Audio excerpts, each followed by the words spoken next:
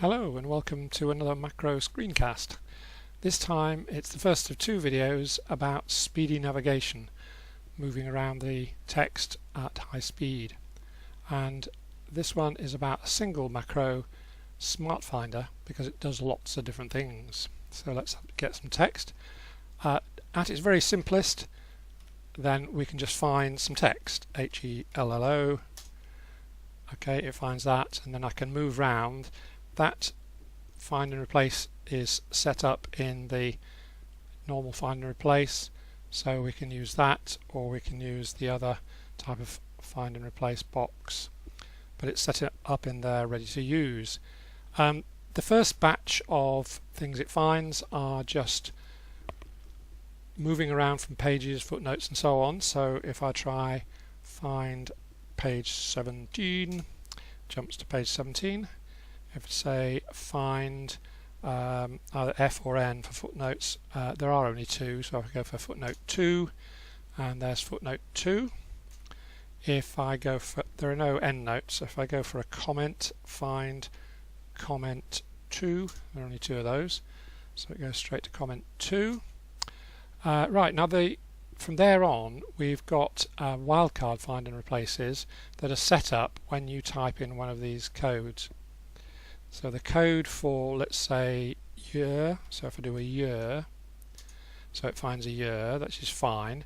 And if I then do an ordinary find and replace, that then is the code, the wildcard code in there. If I copy that so you can see it, let's get rid of that, pop that in there. So you can see that it's a wildcard find, and it's now set up in the find and replace, so I can go and search for more of them. Okay, so different codes, letter codes, I've used for different find and replaces. So let's start with the first one here, acronyms. So if I search for, say, find A for acronyms, then I get acronyms. If I go for find, let's start with big B, BC, BC, AD, CE, BCE. Then if I do the same but with a small b, I get the small caps version. Then if I try D for dates, I get those like that. Let's go back up to there. Capital D, a different format of dates. That's the one I use for my macro version numbers. Existing, E for existing, just means that if I've typed something in and I want to repeat it, let's try something more sensible than that. Let's try some words that we've looked up. I can't do this. Let's try that again. So if I have that particular one that's in there already, so if I say find E existing, then it gives me the text of the existing find and replace, and I might need to, I don't know, look for change as or something. So it saves copying and pasting the text into the find and replace. Zip codes are further down. F for font. So if I were to select a bit of bold and do F for font attribute, then it finds other bits of bold. What else have we got? Italic, find font format, so it finds those. Have we got any uppercase? I mean superscript, so if I find font format, then it finds any other superscripted thingies. Next, headings. Right, okay. Now this is a slightly more clever find. First of all, if it's something obvious like a style, this is a heading 3 style. So if I say find H for heading, then it'll find others that are in that same style. If not, if we've got, say, something that's in, I don't know if this will work, italic heading. Yeah, it's found it's working on italic headings now. It's not looking for styles, it's looking for headings. So that's a reasonably versatile way of looking for headings. I searches for names with full points. I mean, that's not a name, but it's the same format as a person's name. And if I try a capital I, then that does it, looks for names without full points. That's the I's. Next one we've got here is find M for email addresses, N for any number, so any number, P for postcodes, find P for postcodes.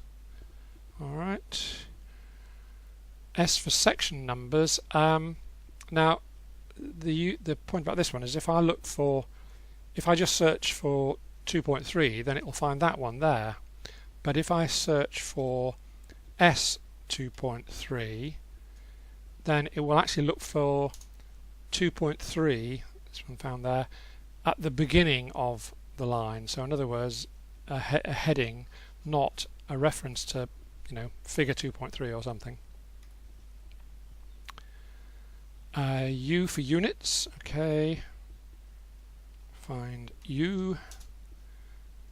Yep, various units there. Web addresses, find web addresses. Okay. Web addresses. Expanding acronyms. Yeah, this is an interesting one. If you've got an acronym there and you say, oh, don't know whether we've seen this one before. Oh, yes, we have, but suppose we haven't. And we say, oh, well, what does it stand for? Oh, I don't know.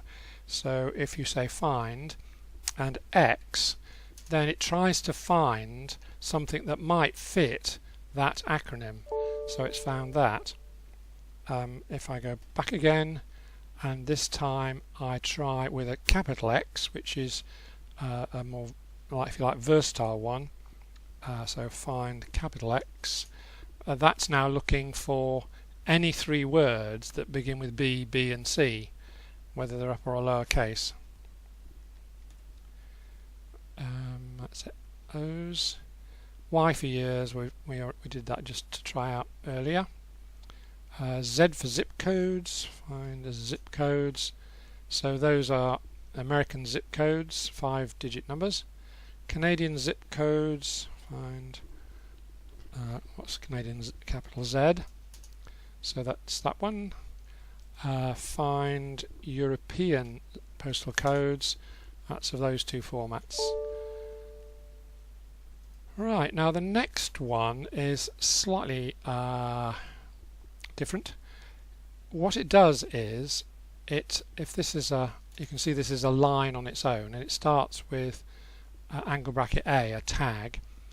If I'm on that line and I say find 2, the number 2, what it's saying is find the first 2 characters of that line. So if I try that one, then it finds any other lines that have got angle bracket A at the beginning. So if we're looking for tagged items, we can do that, and so the second line there, find 2 again. If I tried on this line, if I tried find 3, then it'll only find the BLs, it won't find the Bs. You apply it to something funny like that, and say find 3, the first 3 characters. So it's however, how at the beginning of the line. Have we got any more? Zip codes. Yep, a couple more to go. This one is open parenthesis. Find. So that finds things in parenthesis, which could be useful. And the last one, is right. This one is looking for things. Oh, that's Murphy's Law. I've got one to go and my wife rings me. Sorry, where was I? Yes, ball holes and things. So it's looking at pairs of words which are joined by various links and or one word. So if I can do it by selecting that. So if I do find and then do a hyphen, then it will look at all of those and find those.